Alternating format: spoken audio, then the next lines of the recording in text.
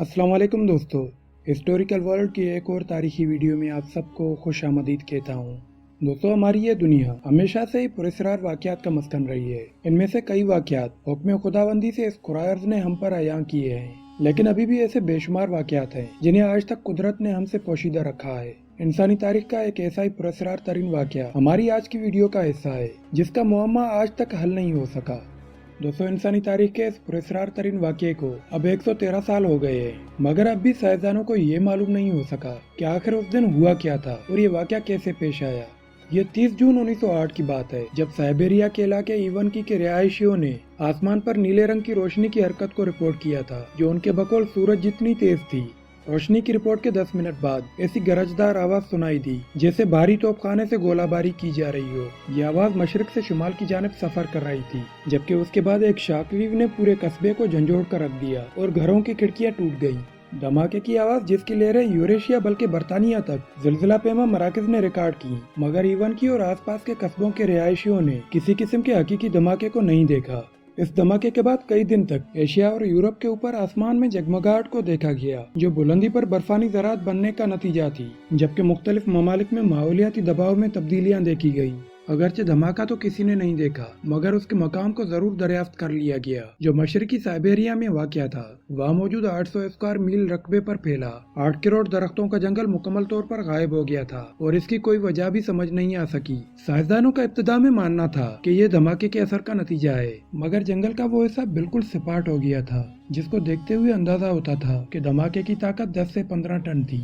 साइंसदानों ने ये जानने की कोशिश की कि आखिर ये धमाका कैसे हुआ, क्योंकि इतनी ताकत के धमाके से एक बड़ा शहर तबाह हो सकता था। खुशकिस्मती से वो इलाका आबाद नहीं था, वरना बहुत ज्यादा इंसानी जानों का ज़ाय होता। मगर धमाके की हरारत को दूर दराज के कस्बों के रहायशियों ने महसूस किया। एक ऐनी शायद ने इस मौका पर बताया कि ऐसा लग रहा था जैसे आसमान 2 हिस्सों में तकसीम हो गया हो और जंगल के ऊपर आसमान का शुमाली हिस्सा आग से भरा हुआ लगता था। उसका कहना था कि उस वक्त आसमान में एक धमाका हुआ और साथ ही एक जोरदार क्रैश की आवाज सुनाई दी। ऐसी आवाज जिसको सुनकर लगता था कि आसमान से पत्थर बरस रहे हो या गन फायरिंग हो रही हो। दोस्तों, इस वाक़े को टोंगोइस का इवेंट का नाम दिया गया, जो इंसानी तारीख का सबसे ताकतवर धमाका करार दिया जाता है, जिससे खारिज होने वाली एनर्जी हिरोशिमा में गिराए जाने वाले एटम बम से 185 गुना ज्यादा थी। मगर एक सदी से ज्यादा अरसे बाद भी मुहक्किकीन के जहनों में मुख्तलिफ सवाल आते हैं कि आखिर उस जगह हुआ क्या था।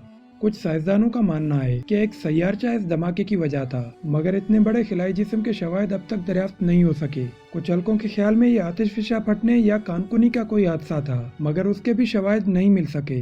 दरहकीकत साइबेरिया के इस खित्ते का मौसम ड्रामाई किस्म का है, जहाँ मौसम सरमा का दौरानिया बहुत तवील होता है, जबकि गर्मी का मौसम बहुत मुख्तसर, जिसके बाद सतह में ऐसी तब्दीलियां आई जिन्होंने इस जगह को नाकाबिले रिहायश बना दिया, बल्कि वहाँ पहुँचना ही बहुत मुश्किल है।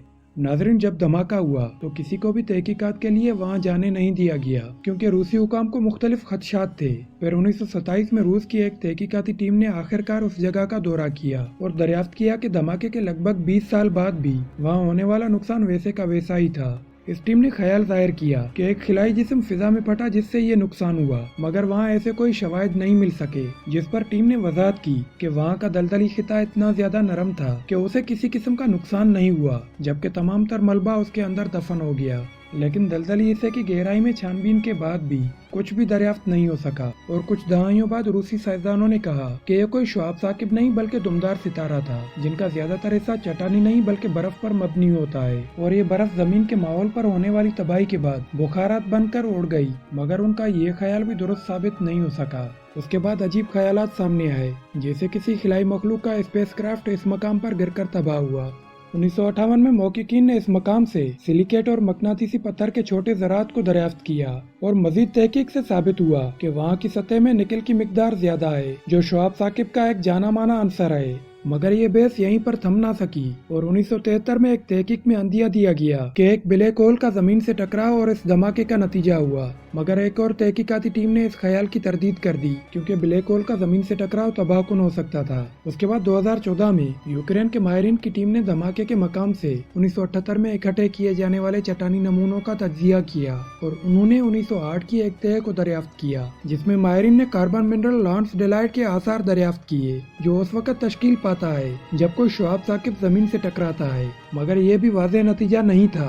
اور 2020 میں ایک تحقیق میں خیال ظاہر کیا گیا کہ ایک بڑا آئرن شہاب ثاقب زمین کے اتنے قریب آ گیا کہ بہت بڑا شاک ویو پیدا کر سکے، مگر ٹکڑے ہوئے بغیر وہ زمین کے پاس سے گزر گیا اور شاک ویو کا اثر اس خطے میں دیکھنے میں آیا۔